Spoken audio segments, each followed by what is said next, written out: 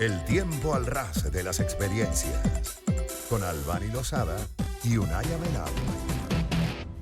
3:44 de la tarde, hoy analizando las elecciones en los Estados Unidos. Estamos a 29 días de ese proceso, el próximo 5 de noviembre, y nos acompaña vía Zoom José Bastos, periodista residenciado en Estados Unidos y politólogo. Antes de la pausa, le dejaba una pregunta a José con relación a las expectativas en torno a Venezuela, a América Latina en su conjunto, y bueno, y a las distintas crisis y conflictos y guerras que hay en varios países, sobre todo de Europa.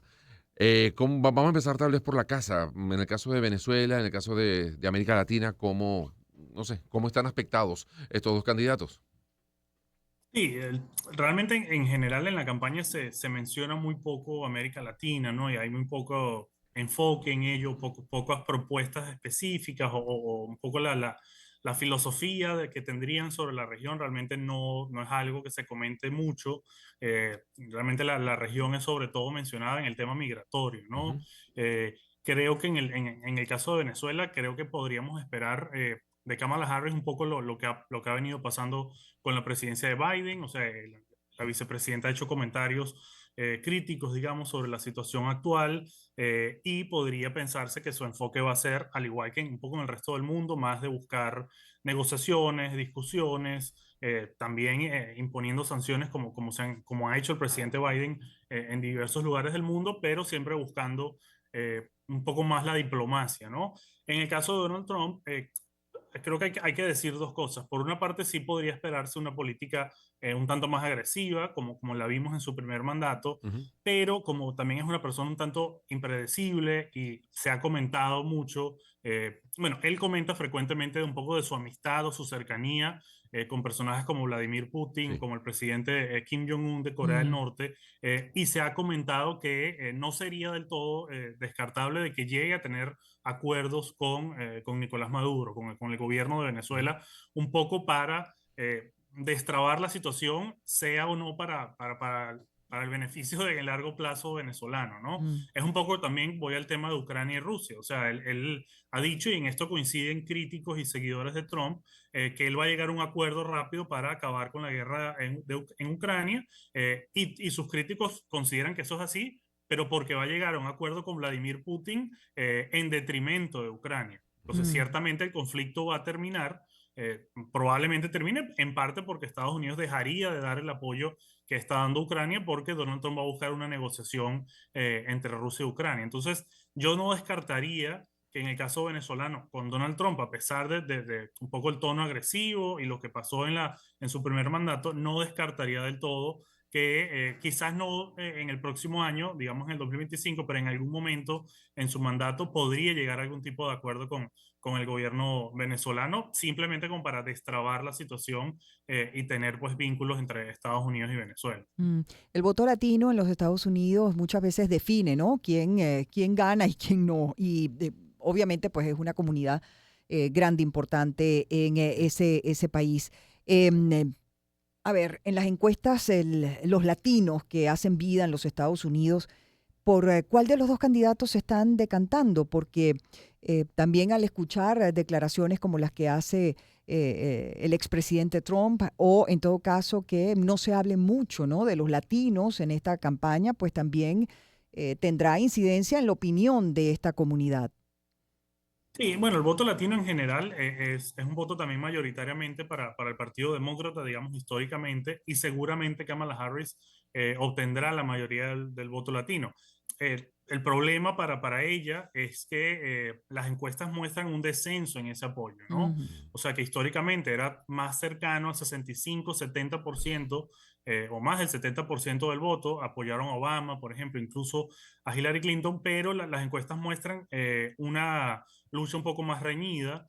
Obviamente cuando se habla del voto latino, bueno, aquí hay algo así como 45 millones de latinos, algunos como yo, digamos que nací, crecí en Venezuela y migré, otros simplemente son nietos de latinos y Claro. todavía Ujú. son considerados latinos, pero ya su vida, su cultura es muy local, ¿no? Sí, Muy eso Claro. suelen decir estadounidense. mucho, ¿no? Que no es lo mismo el latino que llegó a los Estados Unidos en los años 60, a los 70, al que llegó recientemente, y que hay posiciones distintas, incluso Ujú. frente al tema migratorio, es muy distinta las posiciones del recién llegado que el que ya está consolidado, que tiene a lo mejor ya una generación allí en ese país, ¿no? Sí, correcto. Y también cambia un poco por el sitio donde viven, ¿no? Y un poco la cultura de ese sitio. También muchos son dueños de sus propios negocios, entonces quizás las políticas republicanas son más de su agrado. El tema, por ejemplo, del aborto, que tanto se ha Ujú. enfocado el Partido Demócrata, muchos latinos que quizás les agrada el Partido Demócrata, no les encanta, no son tan Claro. pro derecho al Ujú. aborto, ¿no? Entonces, ha sido un tanto complejo. Y pareciera, incluso gane quien gane la elección, sí pareciera que el respaldo latino para el Partido Republicano más bien va a llegar a un nivel mucho más alto que en los últimos años, porque digamos que al igual que el resto de la población, están pensando más en la economía que en la migración Ujú, ujú. o que en la región, ¿no? O que en América Latina como tal, ¿no? ¿Cómo afecta la composición del Congreso? Que exactamente ahora Mm. está como muy pareja, está casi que 50% para cada partido, sobre todo en el Senado, creo que es exactamente 50%. En el caso de la Cámara de Diputados no hay una pequeña diferencia. Pero en todo caso, ¿qué podría esperarle a cualquiera de los dos candidatos a la hora de llegar a la presidencia? Y bueno, eso es un tema que debería hablarse un poco más, ¿no? Porque al final el presidente sin el Congreso Ujú. tiene las manos bastante atadas.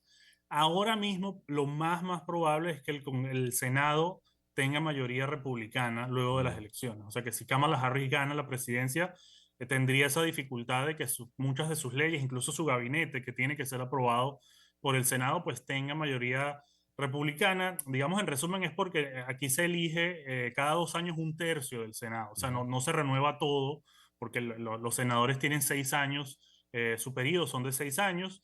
Entonces, este noviembre nada más 34 de los senadores van a las elecciones y casi por casualidad, muchas de estas elecciones son en estados que suelen votar por el Partido Republicano, pero donde hay senadores demócratas, ¿no?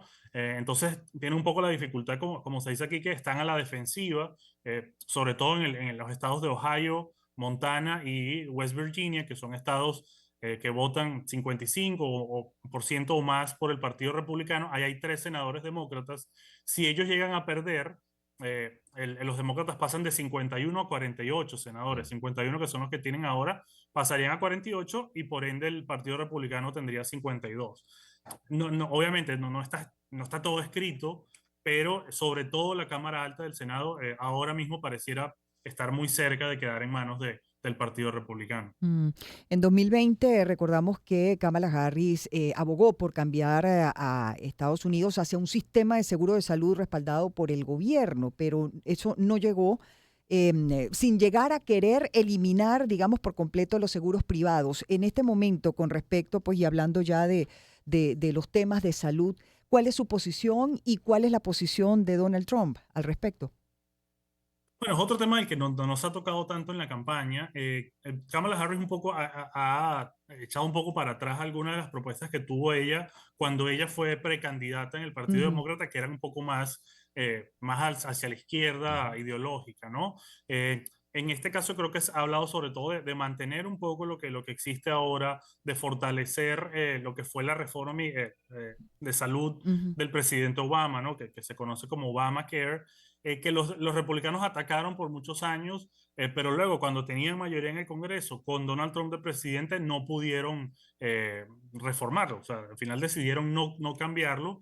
Y creo que en líneas generales no habría demasiados cambios porque ninguno de los dos lados lo está proponiendo del todo. Creo que no hay, digamos, ánimo en el Congreso para tocar eso demasiado, ¿no? Se Mm. está intentando un poco, los demócratas a veces intentan que esto cubra un poco más, o sea, que las ayudas gubernamentales cubran a más personas, pero en general creo que habría pocos cambios en el sistema de salud en estos próximos cuatro No, porque años, eso más en ¿no? muchos casos implicaría aumentos de impuestos, etcétera, ¿no? Ujú. Y eso siempre suele generar alguna resistencia. Temas también que suelen ser recurrentes en esas campañas, medio ambiente, por ejemplo, o uso de armas Ujú. como indiscriminado, sobre todo cuando vemos que es casi que una vez a la semana, una vez cada 15 días Increíble, se sí. reporta un tiroteo en una escuela, en un centro comercial, en una Ujú. iglesia, etcétera. ¿Cómo está en este momento en la campaña? ¿Se le está prestando atención o se está dejando un poco de lado tanto las armas como el medio ambiente? No, también pensaría que es un poco secundario, ¿no? Los demócratas, incluyendo obviamente la candidata Kamala Harris, siempre critican el uso, un poco la facilidad que existe para obtener un arma, pero tampoco ella ha lanzado demasiadas propuestas, sobre todo porque ese sí es un tema que obviamente necesita del Congreso, y un cambio al menos significativo es difícil. También la propia Corte Suprema ha frenado algunas iniciativas, o más bien ha facilitado, digamos, puesto de forma simple, ha facilitado más bien el acceso a las armas en los últimos años, ha solidificado ese derecho de obtener armas en los últimos años, y actualmente la Corte Suprema tiene 6 jueces más conservadores frente a 3 un poco más liberales, ¿no? Sí es verdad que sí es un tema sobre todo de campaña de los demócratas diciendo que hay que buscar formas de reducir el acceso a las armas, perdón, mientras que Donald Trump lo poco que habla del tema es más bien para decir voy a defender el derecho de las personas de obtener las armas, ¿no? Pintan un poco a los demócratas como diciéndoles, te van a venir a tu casa a quitarte tu Mm. arma, el gobierno, un poco generando un poco ese temor que existe entre alguna de la población republicana. El medio ambiente también se ha tocado poco. Creo que Donald Trump y los republicanos sí han criticado algunas de las medidas que pasó Joe Biden como presidente, un poco con las agencias reguladoras siendo más, bueno, teniendo más fondos y haciendo un poco más, digamos, su trabajo Sí. para limitar dónde se pueden hacer ciertas obras. Y lo que ha propuesto Donald Trump es un poco levantar un poco esas regulaciones, ¿no? Sí, sobre todo con el Básicamente tema petrolero, reducir. ¿no? Sí. Sí, Mm. bueno, sí, aunque también el tema petrolero ha habido un poco acuerdo de que no hay que prohibirlo, Ok. pero sí de quitarle un poco más de peso a la agencia reguladora del medio ambiente que existe aquí en Estados Perfecto. Unidos, ¿no? Oye, José, muchísimas gracias por habernos dado estos minutos y ponernos un poco en contexto de lo que va a ser estos últimos días ya de campaña. Queda apenas un mes para ese proceso electoral, así que seguiremos muy pendientes y evidentemente el 5 de noviembre estaremos muy atentos de lo que ocurra por allá y el impacto que va a tener tanto Ujú. en Venezuela, en la región y en el Y en el resto del mundo. mundo. Claro. Muchísimas gracias, José. Gracias, José. Seguro, Gracias. siempre a la... José José Bastos. Bastos. Ujú. Sí, bueno, es Hoy periodista estamos así, residenciado en hoy los estamos en Estados Unidos. Sí, estéreo. hoy estamos de esa manera. Politólogo, gracias por habernos acompañado. Son las 3:56 de la tarde.